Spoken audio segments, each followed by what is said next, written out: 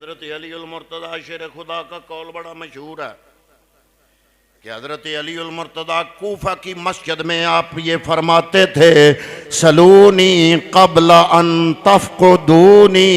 मौला अली का ये इरशाद तारीख़ की किताबों में लिखा है कि मुझसे सवाल करो इससे पहले कि मैं तुम्हारे अंदर मौजूद ना रहूं। इसी तरह हज़रत उमर बिन अबी मिकदान फरमाते हैं, मैंने हज के मौके पे ये मंजर देखा। हज के मौके पे मैं अरफात मैदान अरफात के अंदर गया। सैयदना इमाम जाफर सादक मैदान अरफात के अंदर खड़े, लोग आपकी ज़ियारत कर रहे हैं और आप अपने बाबा जान की तरह फरमा रहे हैं, सलूनी सलूनी, मुझसे सवाल करो, मुझसे सवाल करो। हज़रत मोहतरम सैयदना इमाम अबू हनीफा से जब सैयदना इमाम जाफर सादक के बारे में पूछा जाता कि आप फरमाइए कि इमाम जाफर सादक को आपने देखा, वो कैसे थे? इमाम आज़म इमाम अबू हनीफा का कौल किताबों में लिखा है, फरमाते हैं, माराई तो आखदन अफ़का हो मिन जाफिर इब्ने मोहम्मदिन रज़ियल्लाहु ताला अन्हुमा। इमाम अबू हनीफा फरमाते हैं, मैंने ज़िंदगी में इमाम जाफर सादक से ज़्यादा फ़कीह शख्सियत दुनिया में मैंने कोई नहीं देखी।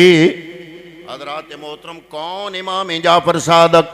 खलीफा वक्त अबू मंसूर, मशहूर खलीफा अब्बासी खलीफा अबू जाफर मंसूर का दौर आया।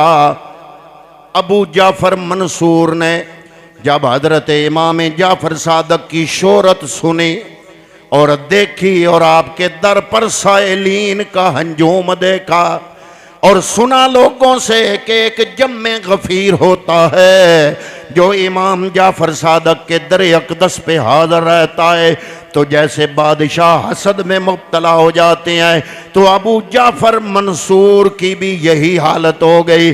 वो भी हसद में जल उठा। अबू जाफर मंसूर अब्बासी खलीफा, उसने इमाम अबू हनीफा को अपने दरबार में बुलाया और कहा, कुछ सवाल तैयार करो ताकि मैं इमाम जाफर सादक को दरबार में बुलाऊं और आपसे उनसे वो सवाल पूछना, तो हम देखेंगे कि उनका इल्म कितना है, उनसे इम्तिहान लेंगे।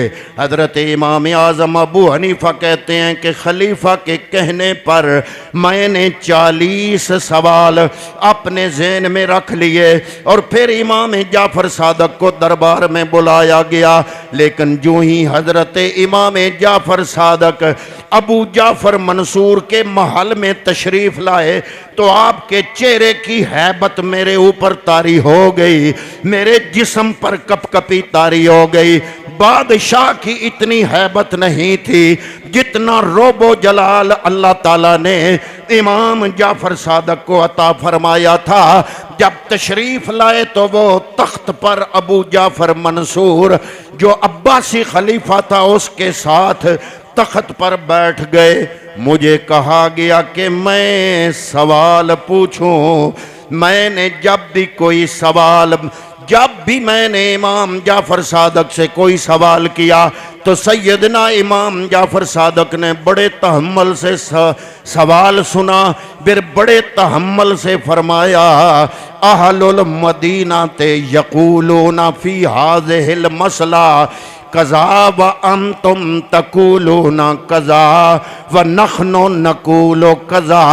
ये जो मसला तुम पूछ रहे हो इस बारे में मदीना वाले ये मुवक्कफ रखते हैं और तुम यानी अहले इराक वाले, ऐ अबू हनीफा तुम और अहले इराक वाले ये मुवक्कफ रखते हैं, व नखनो नकूलो कज़ा, और हम आले बैत अतार इस मसला में ये मुवक्कफ रखते हैं। फरमाते हैं इमाम अबू हनीफा फरमाते हैं कि मैंने जब इमाम जाफर सादक की फ़काहत और दीनी बसीरत देखी और देखा कि किसी मसले में अहले मदीना की मुवाफ़क़त फरमा रहे हैं, किसी में अहले इराक़ की मुवाफ़क़त फरमा रहे हैं और किसी में इन दोनों से हट के अपने अलग कौल जिक्र फरमा रहे हैं।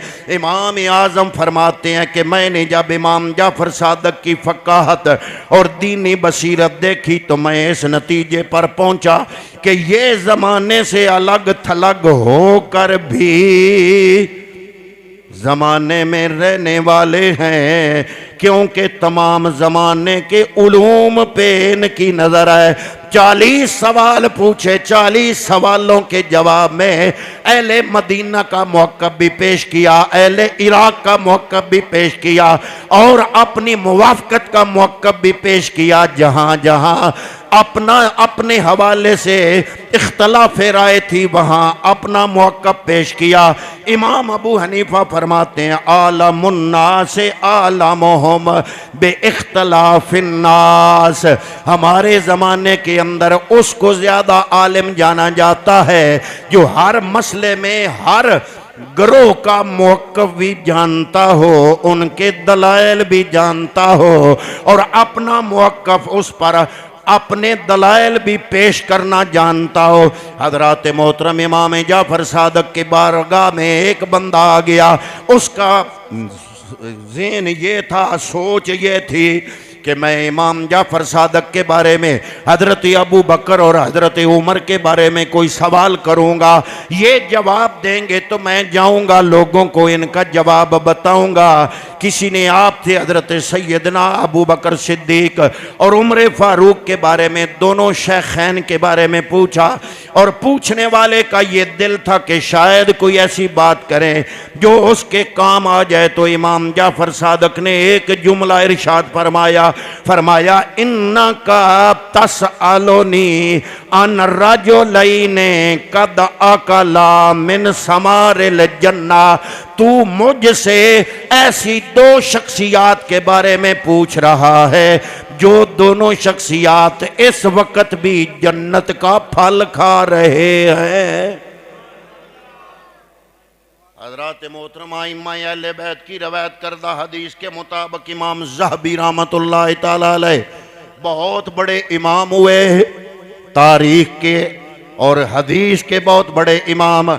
इमाम ज़हबी रहमतुल्लाह तआला अलैह ने अपनी किताब, बड़ी शोहरा आफाक किताब जो अल अज़हर यूनिवर्सिटी के अंदर आपकी किताब का शोरा भी मौजूद है, इसी तरह इस किताब का शोरा अरब पूरे के अंदर मौजूद है। जो लोग अरबी स्टडी और अरबी मुतालिया करते हैं इमाम ज़ाबी की ये किताब ज़रूर पढ़ते हैं। इमाम ज़ाबी ने अपनी किताब का नाम है सैयर एलामुन नबला, इसमें बहुत से अफराद के बारे में लिखा, लेकिन जितनी तफसील से सैयदना इमाम जाफ़र सादक के बारे में लिखा शायद ही किसी और के बारे में लिखा हो। इमाम ज़ाबी लिखते हैं कि उनका कलाम हर किस्म के हश्व व ज़वायद और हर किस्म की इनकी इजाफी बातों से पाक होता जो भी काबिल एतराज़ हूँ। तो इमाम ज़ाबी ने जब इमाम जाफ़र सादक की मरवियात लिखी, इमाम ज़हबी रहमतुल्लाह तआला अलैह ने इमाम जाफ़र सादक से रवायत की गई मरवियात लिखी, लिख के एक हदीस लिखी। हालांकि किताब है तारीख की, इमाम ज़ाबी की सैयर एलामुन नबला, उसमें हदीस लिखी। हदीस लिख के नीचे लिखा कि ये वो हदीस है। हर हदीस की सनद होती है, किताब में लिखने वाला बंदा बताता है, मसलन मैं किताब लिखूं, मैं कहूँगा मुझे ये हदीस हजूर ज़ियाउल उम्मत पीर मोहम्मद करम शाह अज़हरी से सुनने का मौका मिला, वो फरमाएंगे मुझे सैयद नईमुद्दीन मुरादाबादी से मैंने सुनी, वो फरमाएंगे इमाम अहमद रज़ा बरेली से मैंने सुनी। इसी तरह ये चेन ऊपर चला जाता जाएगा। इमाम ज़ाबी फरमाते हैं मैं नमूने के लिए एक हदीस लिख रहा हूँ जिसकी सनद में जितने रावी हैं हर रावी अपने ज़माने का इमाम है। इमाम ज़ाबी रहमतुल्लाह तआला अलैह आले सुन्नत वल जमात के इमाम है। किताब का नाम है सैयर एलामुन नबला, वहाँ ये हदीस भी लिखी है। आपने इस किताब के अंदर इस हदीस को गोल्डन चेन कहा जाता है, यानी इस हदीस को बयान करने वाले जितने हैं वो सारे इमाम हैं, वो सारे ही इस दुनिया के अजीम तरीन लोग हैं। वो हदीस क्या है? गोल्डन चेन वाली वो हदीस मैं पढ़ने लगा हूं। इमाम जाफर सादक बयान करते हैं, अन सैयदना इमाम जाफर सादक, अन सैयदना इमाम बाकर, अन सैयदना इमाम अली ज़ैनुल आबिदीन, अन सैयदना इमाम हुसैन, अन सैयदना अली बिन अबी तालिबिन कर्रमल्लाहु वजहहुल करीम अन नबी सल्लल्लाहु अलैहि वसल्लम।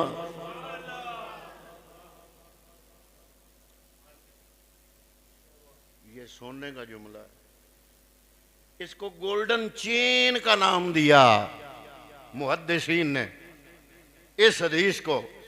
क्यों? इसमें और कोई नाम ही नहीं।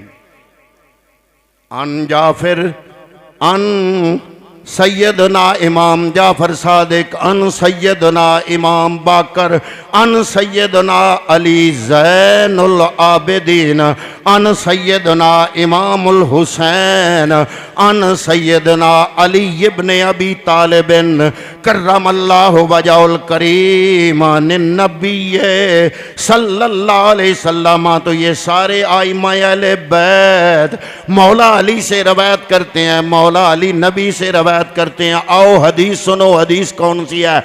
ये तो थी चेन, सनद की चेन। आगे हदीस का जुमला फरमाया, मन सल्ला अला मुहम्मद व अला अहले बैते ही में आता मर्रतन क़द्दल्लाहु लहू में अतन हाजतन। वो बंदा जो मोहम्मद सल्लल्लाहु अलैहि वसल्लम और मोहम्मद सल्लल्लाहु अलैहि वसल्लम की आल पर, आपकी आले बैत पर 100 मरतबा दरूद पढ़ेगा, कदल्लाहु लहू मिअतन हाजतन, 100 मरतबा दरूद पढ़ेगा, अल्लाह उसकी 100 हाजतें पूरी फरमाएगा।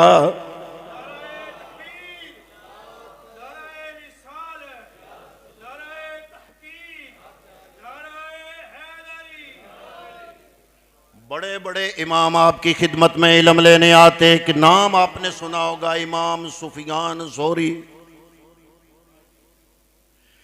हजरत सुफियान सोरी, सैयदना सुफियान सोरी, आप एक दफा इमाम जाफर सादक की बारगाह में हाजिर हुए। बड़े अदब से हाजिर होकर हाजिर हुए। और क्यों हाजिर हुए?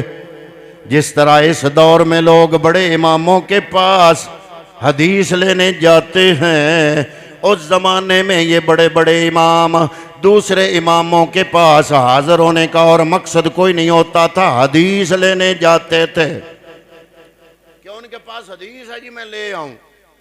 दूर दराज का सफर करना, इमाम तक पहुंचना, इमाम बुखारी हो गया, इमाम मुस्लिम हो गया, चाहे वो सैयद हूँ गैर सैयद हूँ, उन तक जो हदीसें होनी, लोगों ने बड़े दूर दूर से उलमा ने सफर करना, उन तक पहुंचना, उनसे हदीस वसूल करने।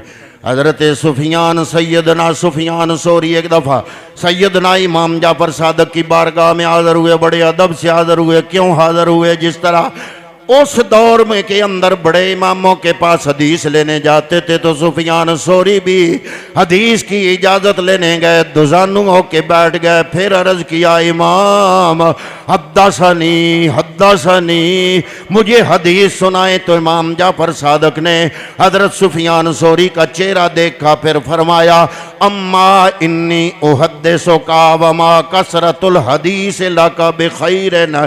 फरमाया, मैं हदीस तो आपको सुना देता हूँ, लेकिन ज़्यादा हदीसें जमा करना आपके लिए इसमें खैर नहीं, बल्कि मैं आपको एक ऐसी बात बताता हूँ जो दोनों जहानों में आपके काम आएगी। यानी उनकी तरबियत के तौर पर एक जुमला इरशाद फरमाया। वो जुमला क्या है? इमाम जाफर सादक ने फरमाया, या सुफियानो इज़ा अनअमल्लाहु अलैका बिनेमतिन फअजबत बक़ाअहा व दवामहा फअक्सिर मिनल हम्दि व शुक्र अला हाज़िहिन नेमा।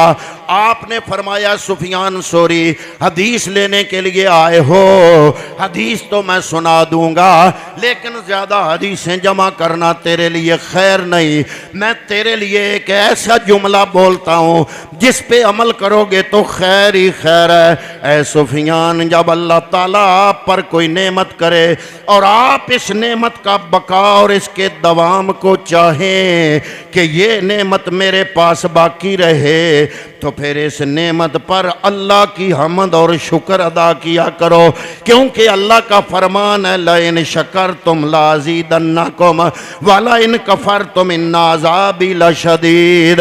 अल्लाह का आर्डर है, लिहाजा अगर तुम चाहते हो नेमत बाकी रहे तो शुक्र अदा करो। और दूसरी बात ये इरशाद फरमाई, या सुफियानो इज़िस तब ताता अर्रिज़्क़ा फ़क्सर मिनल इस्तिग़फ़ार।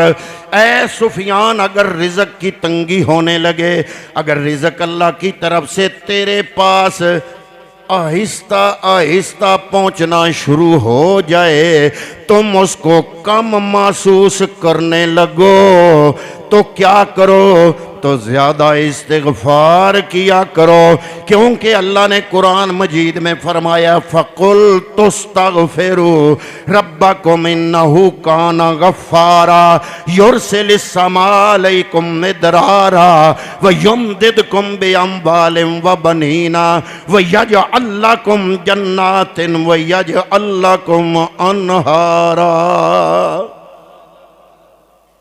सुफियान ज़ोरी, जब देखो रिज़्क़ कम कम आ रहा है, थोड़ा थोड़ा आ रहा है, उसमें महसूस करो कि कमी है, तो फरमाया इस्तिग़फ़ार किया करो, बढ़ जाएगा। मैं जाफर सादिक तुम्हें कह रहा हूं। और दलील क्या दी? फरमाया अल्लाह ने कुरान में फरमाया है फ़कुल तुस्तग़फ़िरू रब्बकुम इन्नहु काना गफ़्फ़ारा। कुरान कहता है कि जब इस्तिग़फ़ार करोगे अल्लाह बख्शेगा। युरसिलिस समा अलैकुम मिदरारा, आसमान से तुम्हारे लिए जो है वो बारिश आएगी। व युमदिदकुम बिअम्वालिन व बनीन, और तुम्हारे लिए अल्लाह की मदद ये पैसे की सूरत में आएगी, माल की सूरत में आएगी और बेटों की सूरत में आएगी। व यजअल लकुम जन्नातिन व यजअल लकुम अनहारा। अल्लाह रब्बुल आलमीन तुम्हारे लिए बागात और जन्नात का और अनहार का बंदोबस्त फरमा देगा। फिर तीसरी